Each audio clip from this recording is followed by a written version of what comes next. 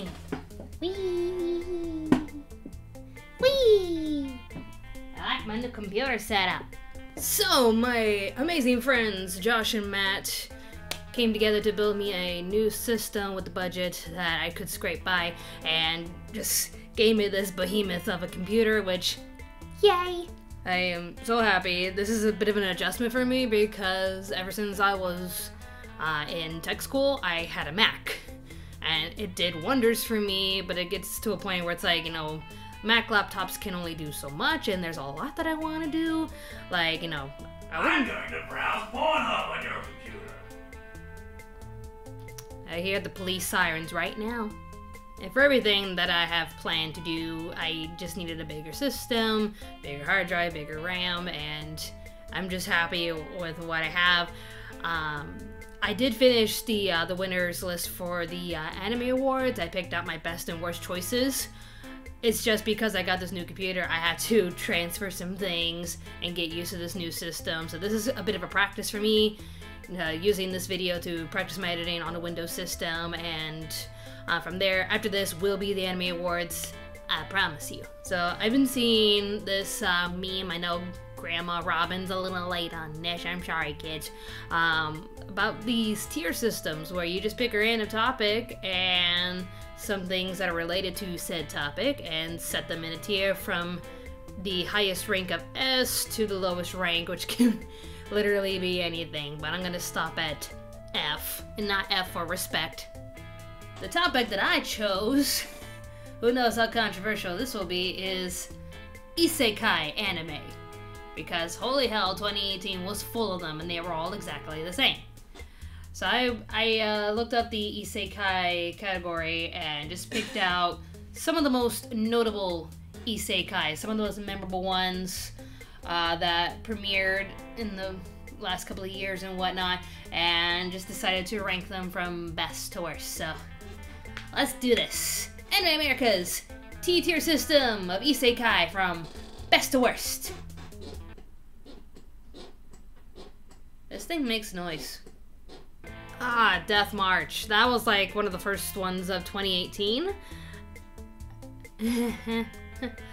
It was about a gaming developer that got sucked into his own game. And I was like, okay, that's not too bad. Like, it came up with like an interesting idea of a gaming developer having to go into the world of his own game. I just think it didn't really explore too much of that idea. It's just like a typical isekai where the guy just gets transported and he meets a couple of waifus. So because they didn't really stretch the idea too much, I'm gonna put this in the D category. Just was not impressive. And as I'm looking up the isekai category, Digimon counts. Because they get digitized into the world. That's cool. The essence of Digimon is a bunch of kids that get these little digitech devices and they just get sucked into the world of their computer, and it's an entire world of its own. One kid felt like he could do whatever the heck he would like to do in that world, and because it's like, oh, it's all a computer game. No, these are all living creatures and we need to take care of them, we love them. So just for the lightheartedness, the way that the kids can go in and out of the worlds, and it's just one happy adventure to watch, I'm gonna give it an S rank. And yeah, things do get like tough and dark and whatnot, but it's still fun. I like it. Because of how they get into the world and the story thereof, Digimon is definitely an S rank. Oh, my bias is about to leak through with Fushigi Yugi, but I'll try to be fair. Fushigi Yugi is a story of two girls that find a book inside of a library. It's like in the back section of the library when they're supposed to be studying for their exams. Kids. But the book, they read it to the end and it transports them to ancient China, but because the book was translated into Japanese, the characters inside the book can speak Japanese. Robyn, the police are coming for me! I told you! You can hear it. They're here for Sumi. They're going to take him away. Haha. They're going to take him away. Haha. Hoo hoo. Hee hee. Haha. I am just a plush. Can you just imagine him like downstairs, just sitting still, like, don't mind me. I'm just a Sumi plushie. I swear, if I had the revenue, because, like, buying a surplus of Sumi plushies is a lot. But if I had that kind of revenue, oh, I would be making so many Sumi plushies. One for me, and then the rest I would sell it to you guys. One day, when I get enough revenue, we'll make the Sumi plushies. One day. But anyways, because the two girls are in this world now, they are now the priestesses of Suzaku and Seryu, to which they're like sworn enemies. So it's like this interesting story of a war between these kingdoms. Seryu obviously being the greedy, evil overtaking kingdom, and all the other kingdoms are just like, look, we just want to live in peace, man. We just want to summon our gods and just wish tranquility. So it's very interesting drama, but because it was made way back when, it's like a very, very cheesy drama and an over-the-top drama. And the main focus, like the main reason why Yui just wants to defeat Miyaka is because that was my boyfriend. You took my boyfriend. Which Tom Home is like, I'm sorry, who are you again?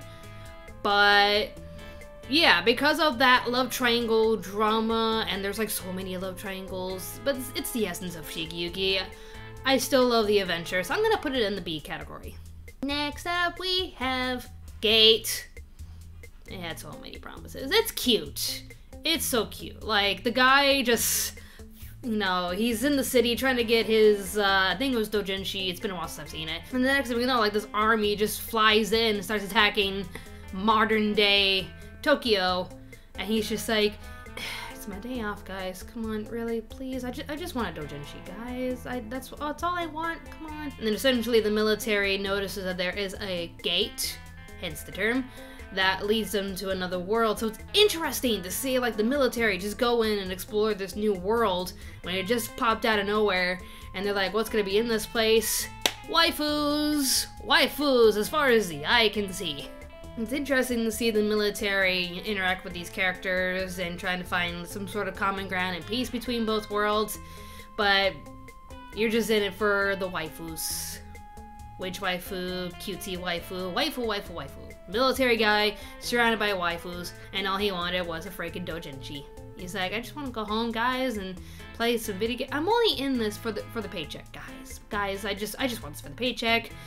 So because I love the idea and I love the main character, it's good. I just wish the waifu element was just watered down a teeny bit. So I'm just gonna put this in the C category. It's good, but could have been a teensy bit better. I can hear you typing already. I'm trying to be fair, guys, come on. Oh, how not to summon a demon. Charlie, I'll try to be fair. My friend Charlie, like, he loved this anime, and I'm like, no. It is an Overlord ripoff. I swear, because Overlord is just so gargantuanly big.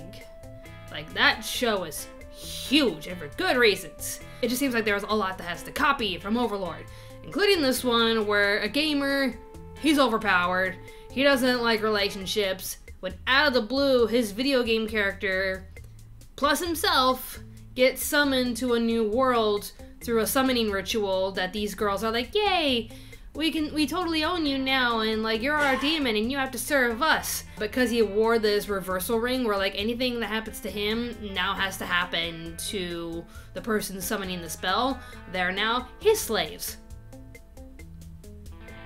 Overpowered isekai waifu bait. I'm putting you in the E, buddy. Like, I like the main character and just how confused he is, but this is waifu bait and nothing more. Like, I'm trying to be so open and not really care about these shows that are just overpowered with waifus, but I get bored. Like, there is nothing to these shows besides waifu bait. Person goes into another world, waifus and husbandos everywhere. Inuyasha! Pretty much the opposite of what I just said. So, a young girl named Kagome gets summoned into the past. And some people argue, oh, this is an isekai, this is just time traveling. Which, in some ways, yes, but in theory and categorizing, like, it definitely feels like the two are on opposite planes. So, a lot of people treat it as an isekai. I'm gonna treat it as an isekai, where Kagome goes back into the past because she's the reincarnation of a priestess named Kikyo, and she has the Shikon no Tama inside of her, and all the demons want it because having the Shikanotama grants you pretty much like any kind of power you want. It's definitely not a world that anybody won't go to because demons everywhere, but it's a nice adventure anime. It just dragged a lot because Naraku just, whenever you get so close, he would just pull some bullshit move and just fly away. But the ending was very bittersweet. It's just a grand classic anime, and I'll go into full detail once I hit 500,000 subscribers. I told you I was going to review the anime once I hit 500k. I'll make a full-fledged review of it once we get to that point, if ever. But for now, I'm going to put Inuyasha in the A category. Cannell Subha! The way that the character gets into this brand new world is he dies! Dun dun dun. Kazuma dies in a hilarious way. Like, he thought he was gonna save a girl from a truck incident. He thought it was Truck-kun. He was going to be the hero and make sure Truck-kun doesn't get hurt. But no, it was a tractor, it was moving slowly, and he just died from the essential shock. The goddess Aqua offers him to be reborn in this world where they have to fight the Demon King, and he'll have all of his memories intact, and he's able to take one item with him. But because she was super annoying and just pestering him, he's like, you know what, you're my one item. So Aqua is begrudgingly taken into this world with Kazuma, and together they have to get strong enough to fight the Demon King while also being paired up with a mage who only likes explosions and a masochistic paladin who gets out into the fight because reasons. Rough, uncouth men are looking at my bare skin and getting aroused. It's shameful. Filthy. Glorious! She's getting off on it! It's a hilarious show. It definitely takes the essentials of an isekai and turns it upside down. It's entertaining from beginning to end. So definitely S rank. Cannot recommend Kona Sabana enough. Magic Night Ray Earth. Definitely one that like I kept trying to watch when I was younger, but I never really had the time, and then it became a Patreon request, so I made some time for it. Definitely it was pretty cute to watch. It seemed like the easiest adventure for anyone to do. Like, you are summoned to a new world, you're given a task. You may fight a few monsters here and there, but with Mokona at your side, you're solid. You need a weapon? Boom, Mokona. You need some food? Boom, Mokona. You need a 5-star hotel? Boom, Mokona. Everything was super easy, but I'm gonna give this a little bit more leniency because that ending to season 1 was just, ooh, that was a twist. So yeah, I'm gonna put this in the B category. It's a good one. No game, no life. Definitely a creative one, where this brother and sister, not by blood, as Geekuk wants to point out, they were summoned to a new world because they're good gamers, and they can totally fit in with this world where everything is run by games. You need to get something, you want to make a deal, you want to make a bet, you want to solve some political issue, game it up, get good. And they're just basically climbing the system because they're good at games and overpowered as heck with those games, but it's still an entertaining show. But again, there's just a lot of waifu stuff. But I'm gonna be like more lenient against it because, like, you know, it's fun. You solve problems with games. It's a very creative isekai compared to other isekais where you're just boom, you're in a world, have at it, go exploring, meet some more waifus and husbandos, and happy trails. This one's a bit more creative, a little oversaturated with the colors, but it's still fun to watch. So I'm gonna put this in the B category. Oh, mama. Oh, mama. Ooh. Overlord! Speaking of one of the best isekais ever. I can't help it, I love Overlord. Overlord's about a young man who's playing a game until the servers are down for good. But like, he's like the only player on the game, and then once it turns midnight, suddenly he's still in the game, but now the game is its own world, and he's still an overpowered skeleton lich lord, being like the leader of this insanely powerful group, and they serve him to the bitter end, like to the end of their lives. Like, they're so friggin' loyal to this guy. So the show is just about this guy just trying to figure out how this happened and using what knowledge he has of the game to his advantage while exploring everything and trying to like live out with the people and see what information he can find. And it's entertaining. I love the characters, I love the fight scenes, I love the main character. He's very focused on like his mission, and he's overpowered, but you understand why he's overpowered, but he's still trying to figure out how he got to this point. So definitely I recommend Overlord, and I'm putting it in the S rank because I love it, I love it. ReZero! Who's Rem? Definitely one of the laziest ways to enter a new world. Don't kill me, ReZero fans. It's true. Everybody else in every other isekai anime has a creative way of like going into a new world. This guy blinks a couple of times and he's there. It's like, wow, I'm really there. I mean, next thing you'll tell me is like you'll just sneeze and you'll be in another world. Oh boy. And the story itself, like, it's not my thing, but I can see, like, why some people liked it. Waifu bait. But it's a cute series, I got no hate towards it, and, like, the element of the character, like, dying only to come back to life, like, this whole, like, deja vu death thing. It's interesting, so I'll definitely put it in the B category. I'm being nice. It's not my thing, but I acknowledge that it's still pretty good. Oh, look at that! Oh, look at that! Shield Hero! Everyone's most talked about 2019 anime. I wonder why. Which I'm not gonna get into the politics of it for now. I'd say, like, for what it is, like, having the character just having every disadvantage thrown towards him. Like, his entry into the world it's alright.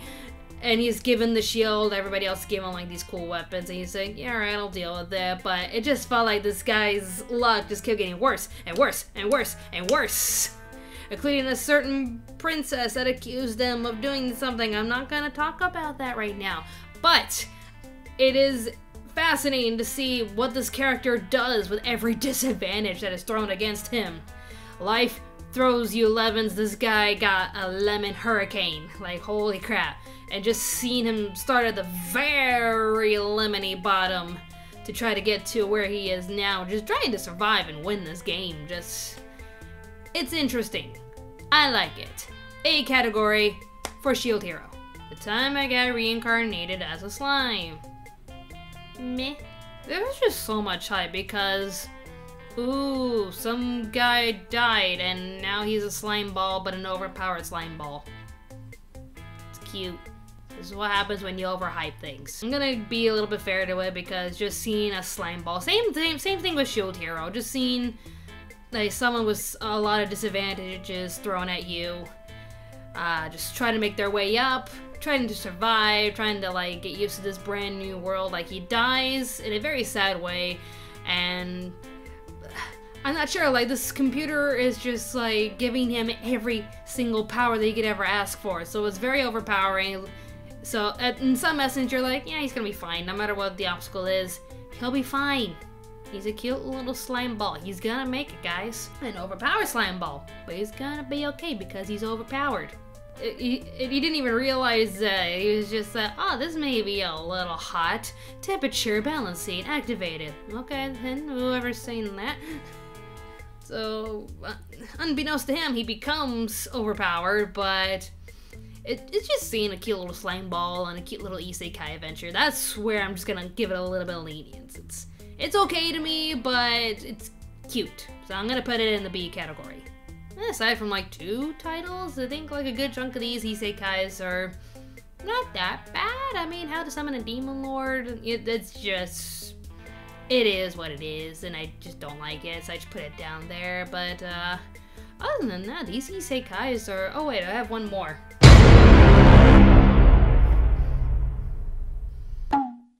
You stay down. No, you stay down there. Nuh-uh. No, you're not escaping from there. No, you there. Stay there. No. You You should know how much I hate this show. No matter what you tell me. No matter how you try to defend it and how she gets better throughout the show. I don't care. I don't. Ah! Who hates Louise? I do. I do. Who hates Louise? Me. I do. Definitely F. And not F for respect. Like, you are in the Z category. Familiar of Zero, just go away. I hate you. So I think I'll stop there. 14 titles that I rank from S to F of Isekai anime. There's so many of them, and Japan's never gonna die because it's everyone's fantasy. Your life sucks. Boom. There's a new world, and there's so many waifus and husbandos around to love you. Isn't that what everyone wants? It's just so many of them. And they all just come out the same, like with Death March and how to summon a demon. Just you go to a different world and bam, everyone loves you. And there's like a few challenges, but you're the hero and you're gonna save the day and have so many waifu babies. The end. So tell me what you think of this tier system. Let me know what you think is the best isekai and the worst isekai. Let me know in the comment section down below. Coming up next will be the Anime Awards. I've scripted it, I've chosen the winners of each category and the losers of Worst Anime of 2018. Brought to you by everyone's favorite word on the internet, opinions. But definitely stick around for that, and with this brand new computer, the possibilities are endless. Also, a separate question, if I find a way to play Persona 4 because I have a PS4 and no other way to play Persona 4, but I want to play the game because part of my Patreon request is Persona 4, and I feel I should compare it to the video game. I never played it before. So, if I do get a chance to play Persona 4, do you want to watch me play it? Leave your answers down below. Thank you all so much for watching. More awesome videos will be on the way. Stay tuned, Anime America. Bye! Hey there, if you like what we do on this channel, be sure to subscribe and click on the notification bell. If you wish to support us financially, we do have a Patreon page with numerous rewards to fit your budget. Don't forget to follow us on Twitter at Anime America, and be sure to check out our other channel, Pop Spectrum. Thanks for watching, and stay tuned, Anime America.